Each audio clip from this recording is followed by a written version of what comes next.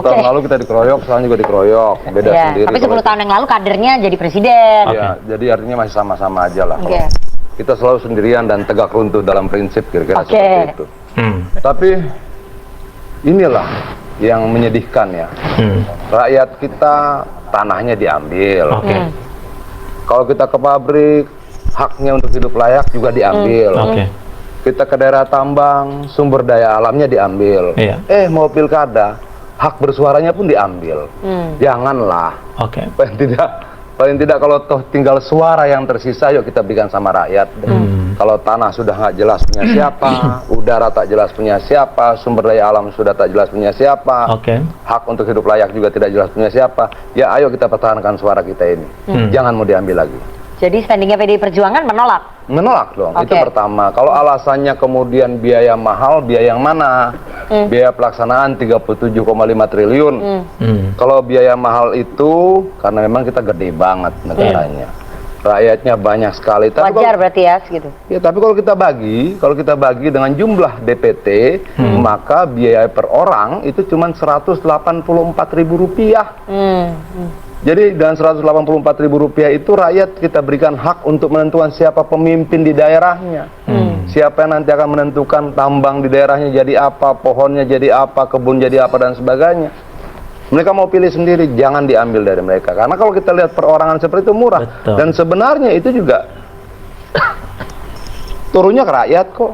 Untuk uang apa KPPS ya Dol ya? KPPS apa segala macam itu banyak itu komponennya. Saya sudah baca komponennya banyak sekali.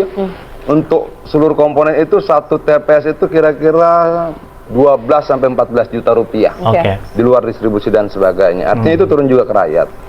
Kalau dibilang misalnya biaya para calon ini mahal, itu pilihan dia. Kita mau cetak kaos apa? Highgate bisa 9.000 perak, PE bisa 12.000, double PE 18.000, katun 30.000. Tergantung dia mau cetak yang mana. Kan pilihan ada di dia gitu loh. Nah kalau kemudian dia maunya gaya pakai katun ya 30.000 kali sekian. Tapi kalau kita ada 1.556 pasangan, lalu masing-masing itu mencetak 20.000 kaos saja, maka ada 31 juta kaos yang dicetak di Republik ini.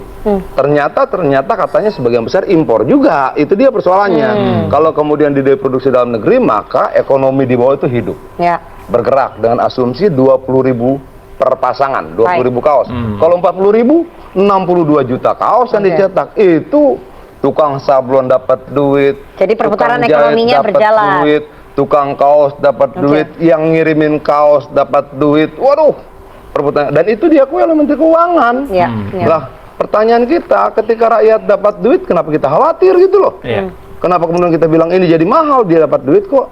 Kalau kemudian persoalan uang itu menjadi bengkak karena adanya money politik, nah, yang harus dievaluasi bukan sistem pemilunya langsung tidak langsung, yang harus dievaluasi KPU-nya, Bawaslu-nya, gitu loh. Jangan dong kegagalan kita mentertibkan, mendisiplinkan KPU dan Bawaslu, lalu kita rubah sistemnya, udah dipilih DPRD aja. Padahal money politik itu terjadi karena apa? Karena Bawaslu-nya misalnya tidak tegas, KPU membiarkan, KPPS-nya main mata dan sebagainya begitu loh. Nah, kesalahan-kesalahan orang ini lalu kita rubah sistemnya gitu. Jangan dong. Kasihan rakyat dijadikan kambing hitam terus. Menurut Anda kenapa setelah 10 tahun Pak Prabowo baru melontarkan ini lagi? Setelah 10 tahun yang lalu tanya Prabowo, dia memang punya keinginan. Apakah karena ini berkaitan dengan kontestasi nanti 2029? Ini ada kaitannya supaya tidak ada lawan-lawan politik yang muncul dari pimpinan kepala daerah ini? Kalau sebenarnya yang paling tahu jawabannya itu Pak Prabowo. Kalau saya cuma sampai pada batas menafsirkan kira-kira kenapa sih kok tiba-tiba begitu? Apakah karena kita menang di DKI? Makanya kemudian Pak Tito tadi kalau tidak salah bilang untuk gubernur di DPRD aja lah, kira-kira begitu. Atau karena ada hal lain, kita juga nggak tahu. Ya kalau kemudian tidak ada yang mampu menjelaskan kenapa Pak Prabowo menyampaikan itu, saya khawatir nanti tafsirnya liar kemana-mana gitu loh. Nah, sebagai teman-teman yang hadir di sini mewakili Gerindra, jelaskan saja kenapa. Halo teman-teman, kembali lagi bersama saya di channel ini. Salam NKRI harga mati.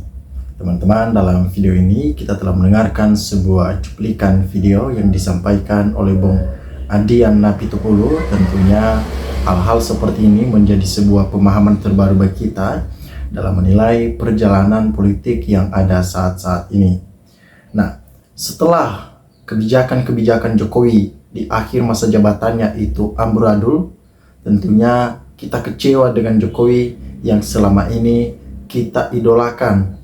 Kita senang dengan kepemimpinannya karena dinilai dari pekerjaan-pekerjaan Jokowi, apalagi dalam setiap keputusan-keputusan yang dibuat oleh istana itu pastinya bersifat pro kepada masyarakat. Nah, tentunya pada kesempatan kali ini, ketika Jokowi di akhir masa jabatannya yang begitu ngawur dalam melaksanakan tugas-tugasnya, mungkin saja dia udah mulai bosan, bisa saja, dan masyarakat kecewa.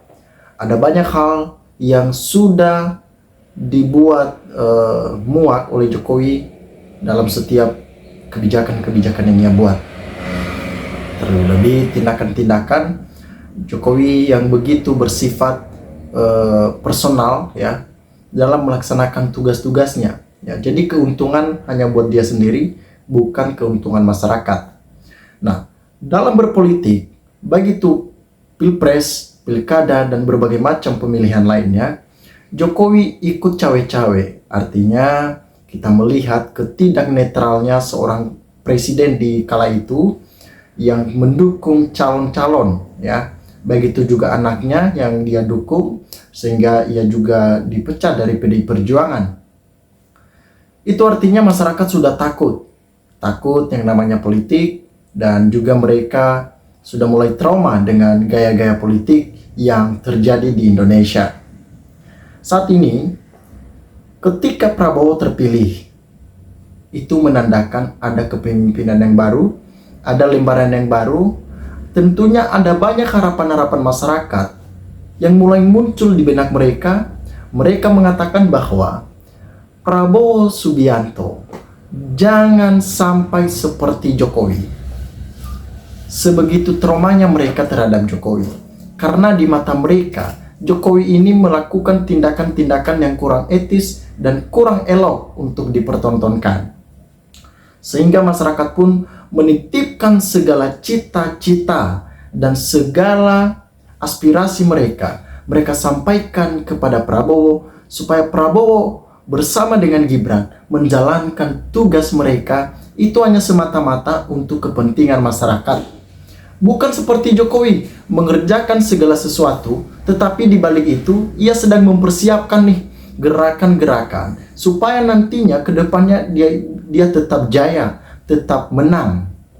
Nah, artinya kita sebagai masyarakat Indonesia kecewa dengan kebijakan Prabowo ya, yang mengambil haknya masyarakat. Cukuplah di masa Jokowi hak-hak masyarakat itu diambil. Cukuplah di masa Jokowi kebijakan-kebijakan itu tidak pro kepada masyarakat. Makanya saat ini ketika ada undang-undang bahwa ketika pemilu nantinya bukan masyarakat lagi yang memilih, tetapi DPR dan berbagai macam lembaga lainnya. Itu artinya ini sama halnya mereka bisa intervensi ya. Mereka intervensi dan mereka dapat menentukan siapa yang akan memimpin sesuai dengan kebutuhan dan sesuai dengan kemauan mereka. Ini yang ditolak keras oleh Bung Adian Apitupulu. Dia tidak setuju di sini. Makanya pas perdebatan itu dia sikat habis tuh para kader Gerindra supaya mereka ya menceritakan apa sih maunya Prabowo Subianto. Jangan buat masyarakat kecewa lah. Jangan buat masyarakat muak terhadap Prabowo juga.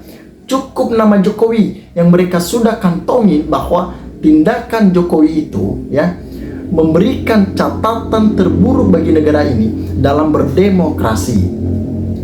Kita kan muak akan hal itu. Teman-teman, silakan berikan tanggapan teman-teman di dalam kolom komentar ini. Apa yang teman-teman tahu, yang teman-teman mau, silakan sampaikan di dalam kolom komentar ini supaya kita dapat bertukar pikiran antar satu dengan yang lain lewat kolom komentar ini. Terima kasih teman-teman. NKRI harga mati.